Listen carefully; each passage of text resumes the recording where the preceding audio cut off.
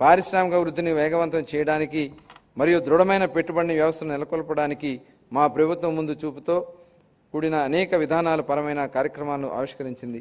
4 లక్షల మందికి ఉద్యోగ అవకాశాలు కల్పించే దిశగా ప్రధాన పెట్టుబడిదారులైన ఎన్టీపీసీ, గ్రీన్ ఎనర్జీ లిమిటెడ్, ఆర్సెల్ఆర్ metal steel company, NHPC, BPCL, Reliance industries, LG electronics, TCS, Tata power, Greenko group, Hero future energy, Ecoren energy నుండి మా ప్రభుత్వం 6.3 లక్షల కోట్ల రూపాయల పెట్టుబడి హామీలను సాధించగలిగింది. ఈ సందర్భంగా పెట్టుబడుల సాధనలో మంత్రి నారా లోకేష్ గారి గురించి ప్రత్యేకంగా చెప్పాలి. అధ్యక్ష, ఆర్సెల్ఆర్ మెటల్ స్టీల్ కంపెనీ రాష్ట్రానికి వచ్చేలా చేయడంలో ఆయనదే కీలక పాత్ర. అలాగే ప్రతిష్టాత్మకమైన సంస్థలతో చెందిన డేటా సెంటర్లు రాష్ట్రానికి వచ్చేలా చేసిన విషయమై లోకేష్ గారి దృష్టి సారించారనే విషయాన్ని సందర్భంగా తెలియజేస్తా ఉన్నాం. 2025-26 ఆర్థిక సంవత్సరానికి గాను పరిశ్రమలు మరియు వాణిజ్య శాఖకు 3,156 కోట్ల రూపాయలు కేటాయింపును ప్రతిపాదిస్తున్నాను. ఇంధన రంగం ప్రమాణ స్వీకారం చేసిన రోజునే గత ప్రభుత్వం విద్యుత్ కొనుగోలు ఒప్పందాలను రద్దు చేస్తున్నట్టు ప్రకటించడంతో విద్యుత్ రంగం సర్వనాశనమైంది. అసమర్థ పాలన, పెరిగిన అప్పులు మరియు టారిఫ్ భారం కారణంగా ఈ రంగం 1.29 లక్షల కోట్ల రూపాయలకు పైగా నష్టాలు చవిచూసింది. విద్యుత్ కొనుగోలు ఒప్పందాలను గత ప్రభుత్వం నిర్లక్ష్యంగా రద్దు చేయడంతో మన రాష్ట్రం ఆర్థిక ధరకు విద్యుత్ కొనుగోలు చేయాల్సి వచ్చింది. దీనివలన ట్రూ ఆఫ్ ఛార్జీల పేరుతో ప్రజలను పెనుభారం మోపింది. గౌరవ ముఖ్యమంత్రి గారు దార్శనికత నాయకత్వంలో మన రాష్ట్ర ఇంధన రంగంలో నేడు పునర్జీవం పొందుతోంది. గ్రీన్ హైడ్రోజన్ ఉత్పత్తిలో 2030 నాటికి భారతదేశం యొక్క మొత్తం ఉత్పత్తుల్లో 1/3 వంతు సాధించాలనే లక్ష్యంతో మన రాష్ట్రాన్ని గ్రీన్ హైడ్రోజన్ హబ్గా మార్చడమే మా ప్రభుత్వ లక్ష్యం. Andhra Pradesh integrated clean energy policy 2024 పునరుత్పాదక ఇంధన తయారీ జోన్లను ఏర్పాటు చేయడం ద్వారా ఇంధన రంగంలో పెట్టుబడులను ఆకర్షించి 7.5 లక్షల మందికి ప్రత్యక్ష మరియు పరోక్ష ఉపాధి అవకాశాలు కల్పించే ప్రయత్నాలు జరుగుతున్నాయి.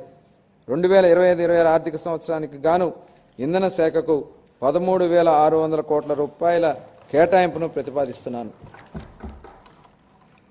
గత పాలకుల నిర్లక్ష్యం, రవాణా, రహదారులు మరియు భవనాలు.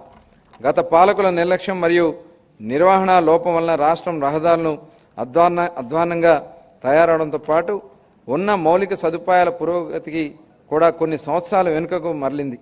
రహదారుల పునరుద్ధరణకు చేపట్టిన మిషన్ గుంతల లేని రహదారుల Andhra, pothole free Andhra గణనీయమైన పురోగతిని సాధించింది. మరమ్మతులను చేపట్టిన 20,059 కిలోమీటర్లలో 17,605 కిలోమీటర్ల మేర రహదారుల పనులు కేవలం 3 నెలల వ్యవధిలోనే పూర్తి చేయడం జరిగింది. అదనంగా జిల్లా ప్రధాన కేంద్రాల నుండి మండల ప్రధాన కేంద్రాల వరకు మరియు వాటికి ఆనుకుని ఉన్న మండల ప్రధాన కేంద్రాల మధ్య 2 వరుసల రహదారుల అనుసంధానం పనులు చేపడుతున్నాము. వీటిలో భాగంగా ఆంధ్రప్రదేశ్ మండల అనుసంధాన మరియు గ్రామ అనుసంధాన మెరుగుదల ప్రాజెక్టు మరియు ఆంధ్రప్రదేశ్ రహదారులు మరియు వంతెల పునర్నిర్మాణ ప్రాజెక్టుల కింద 2,522 కిలోమీటర్ల రహదారుల విస్తరణకు పనులు మరియు 464 వంతెల పునర్నిర్మాణ పనులు జరుగుతున్నాయి. 2025-26 ఆర్థిక సంవత్సరానికి రవాణా, రహదారులు మరియు భవనాల శాఖకు 8,785 కోట్ల రూపాయలు కేటాయింపును ప్రతిపాదిస్తున్నాను. పర్యాటకం, క్రీడలు మరియు సంస్కృతి. ఆంధ్రప్రదేశ్ పర్యాటక విధానం 2024-26 ద్వారా మా ప్రభుత్వం పర్యాటక రంగానికి పారిశ్రామిక హోదాను కల్పించడం జరిగింది. అత్యంత పర్యావరణ ప్రమాణాలతో కూడిన ప్రతిష్టాత్మక బ్లూ ఫాగ్ సర్టిఫికేషన్ను రుషికొండ బీచ్ నిలుపుకుంది. దీనికి తోడు అఖండ గోదావరి మరియు గండికోట వంటి ఐకానిక్ పర్యాటక ప్రాజెక్టు పర్యాటకానికి అగ్రశ్రేణి గమ్యస్థానానికి రాష్ట్రం యొక్క ఖ్యాతిని ఇనుమడింపచేయనున్నాయి. ఆంధ్రప్రదేశ్ క్రీడా విధానం 2024-29 ద్వారా మెరుగైన క్రీడా సంస్కృతిని పెంపొందించడానికి మరియు క్రీడా నైపుణ్యాలను ప్రోత్సహించడానికి మా ప్రభుత్వం కట్టుబడి ఉంది.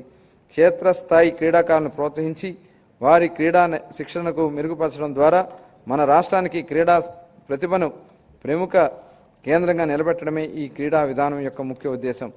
2025-26 ఆర్థిక సంవత్సరానికి యువజన, పర్యాటక మరియు సాంస్కృతిక శాఖకు 469 కోట్ల రూపాయలు కేటాయింపును ప్రతిపాదిస్తున్నాను. గృహ మంత్రిత్వ శాఖ గత ప్రభుత్వం అనుసరించే విధానాలు పోలీసు బలగాల స్థైర్యాన్ని దెబ్బతీశాయి, వారి సామర్థ్యాన్ని కృంగదీశాయి. దీని ఫలితంగా రాష్ట్రంలో అరాచకం రాజ్యం చేసింది. మాదక ద్రవ్యాలు అడ్డు అదుపు లేకుండా తాండవించాయి. పోలీసు బలగాలు ఆత్మస్థైర్యాన్ని పెంపొందించడం కోసం 920 కోట్ల రూపాయల మేర పేరుకుపోయిన వివిధ బకాయిల నుంచి 250 కోట్ల రూపాయలు ఇటీవలే చెల్లించాం. గత ప్రభుత్వం 2 ఏళ్లుగా నిలిపివేసిన గ్రూప్ పర్సనల్ యాక్సిడెంట్ ఇన్సూరెన్స్ పాలసీని మా ప్రభుత్వం పునరుద్ధరించడం జరిగింది. పోలీస్ దళం ఆధునిక